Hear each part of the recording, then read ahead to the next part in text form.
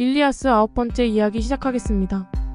전투 둘째 날, 다행히 밤이 되어 전투는 멎었지만 그리스군은 지치고 패배의 공포에 휩싸였습니다. 총사령관 아가멤논 역시 마찬가지였는데 그는 중요 장수들을 조용히 불려 모아 회의를 열었습니다. 아가멤논은 눈물을 쏟으며 우리는 트로이를 함락할 수 없으니 고향으로 돌아가자고 하였죠. 장수들은 모두 침묵을 지키며 침울하게 앉아 있었습니다. 그때 디오메데스가 일어났습니다. 신이 온갖 명예를 아가멤논에게 주었지만 투지만은 주지 않았다며 나무라듯 말하였고 자신과 아르고스의 동료들은 도망치지 않고 최후까지 싸울 것이라고 하였죠. 그의 말에 다른 장수들이 감탄하며 환호하였습니다. 그러자 네스토르가 일어나 디오메데스를 칭찬하면서도 중요한 것을 빼먹었다며 현 상황에 대한 몇 가지 대처를 제안했습니다. 먼저 지친 병사들에게 저녁 식사를 하게 하고 아가멤논이 나서서 성찬을 차려 장수들을 대접하라고 하였습니다. 그리고 방벽에 경계병을 보내 만약을 대비하도록 하였습니다. 네스토르의 아들 트라시메데스, 아레스의 아들인 아스칼라포스와 이알메노스, 그리고 메리오네스와 아파레우스, 데이피로스, 리코메데스 등 7명의 장수를 우두머리로 삼아 각각 100명씩의 병사를 붙여 방벽으로 보냈습니다.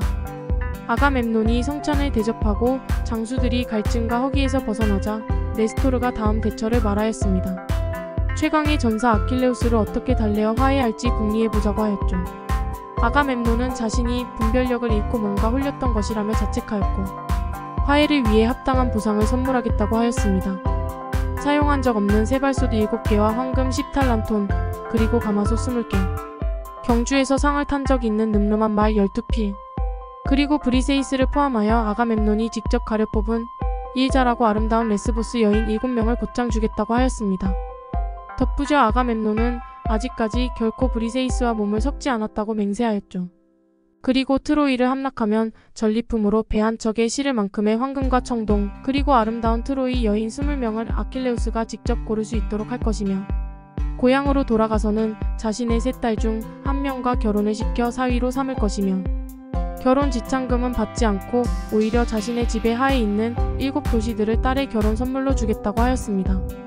선물 목록만 보더라도 아가멤논이 얼마나 코너에 몰리고 다급한 마음인지 느껴집니다. 네스토르는 포이닉스와 아이아스, 오디세우스를 아킬레우스의 처소로 보낼 사절로 선택하였고 전령 오디오스와 에오리바테스를 붙여주었습니다. 이들 사절단은 바닷가를 따라 걸어 미르미돈인들의 배와 막사에 도착했습니다. 이때 아킬레우스는 그의 막사에서 인근 도시 테베를 함락시켰을 때 전리품으로 고른 수금을 연주하며 마음을 달래는 중이었고 그의 맞은편에는 파트로클로스가 앉아 친우의 노래를 듣고 있었죠. 연주가 끝나기를 기다렸다가 오디세우스를 앞세운 사절단이 들어왔습니다. 사절단으로 온 3사람은 모두 아킬레우스와 가까운 사이라 반갑게 맞이하였죠. 손님들에게 큰 술독에 담긴 포도주를 각자의 잔에 따라 주었고 커다란 쟁반에 고기를 담아 아킬레우스가 직접 토막을 내 꼬치에 끼얹고 불을 피워 부었습니다. 신성한 소금도 뿌렸죠. 파트로클로스는 예쁜 바구니에 담긴 빵을 떼어 식탁에 나누어 올렸고 아킬레우스는 고기를 나누어 식탁에 올렸습니다. 사절단은 이미 아가멤논에게서 성찬을 대접받아 2번째 저녁 식사였지만 아무런 내색 없이 아킬레우스의 접대를 받아 다시 배를 채웠습니다. 오디세우스가 아킬레우스를 향해 잔을 들어 올리며 입을 열었습니다. 그는 궁지에 몰린 그리스군의 상황을 전하며 제발 노여움을 풀고 그리스군을 구해달라고 하였습니다. 화해를 조건으로 아가멤논이 주기로 한 선물들을 일일이 말하였죠.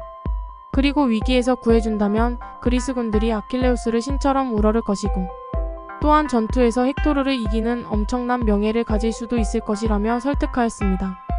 그러나 아킬레우스는 누가 와도 자신의 뜻을 돌릴 수 없을 것이라며 자신이 10년이나 쉴 새 없이 싸워 해안의 12개의 도시, 내륙의 11개의 도시를 무너뜨려 많은 보아들을 가져왔지만 자신에게 돌아온 것은 결국 명예의 선물을 빼앗기는 일이었다며 메넬라우스가 아내 헬레네를 빼앗긴 일로 이 전쟁이 벌어졌듯이 자신도 아가멤논에게 아내로 여겨 아끼던 여인을 빼앗겼으니 자신을 설득하는 일은 단념하라고 하였죠. 그리고 아킬레우스는 트로이와 싸우면 죽을 것이라는 자신의 운명을 알고 있다며 아가멤논이 아무리 많은 선물을 준다고 해도 소용없는 것이라고 하였습니다. 그리고는 내일 배를 타고 고향 푸티아로 떠나겠다고 하였죠. 포이닉스에게도 원한다면 오늘 이곳에서 자고 내일 같이 고향으로 돌아가자고 권했습니다. 포이닉스는 아들 같은 너 없이 어찌 이곳에 혼자 남아있겠냐며 그들이 떠난 후에 남을 그리스인들을 두고 두려움이 밀려와 울음을 터뜨렸습니다. 그가 트로이로 온 것은 어린 나이에 참전한 아킬레우스의 조언자로 펠레우스의 요청에 의한 것이었다며 과거 자신이 집을 떠나 펠레우스에게 의탁하게 되었던 일을 이야기했습니다. 헬라스의 왕 아민토르는 어린 첩을 얻은 후로 본처를 멀리하고 업신여겼습니다. 본처는 아들인 포이닉스를 부추겨 첩과 관계하도록 하였죠. 이 일은 곧장 들통나 아민토르는 복수의 여신들인 에리니에스를 청해 아들인 포이닉스에게 자식을 갖지 못하도록 저주하였습니다. 포이닉스는 집에 계속 있다가는 친부 살해자가 될지도 모른다는 생각에 지인들의 만류에도 담을 넘어 도망을 갔습니다. 그는 푸티아의 펠레우스 왕에게 의탁했고 영지를 받아 돌롭스인들을 다스렸습니다. 자식을 가질 수 없었기 때문에 아킬레우스를 자식처럼 대해 애지중지 길렀죠.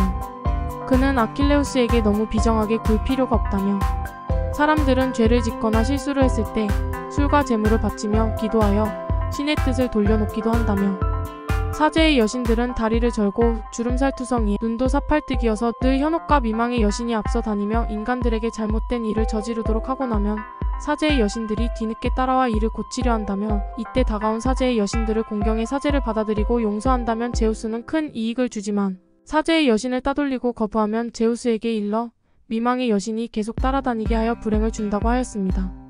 즉 잘못을 저지른 상대가 진심 어린 사죄를 한다면 받아들이라는 말이죠. 그리고 포이닉스는 비슷한 상황에 처했던 칼리돈의 멜레아그로스를 이야기했습니다.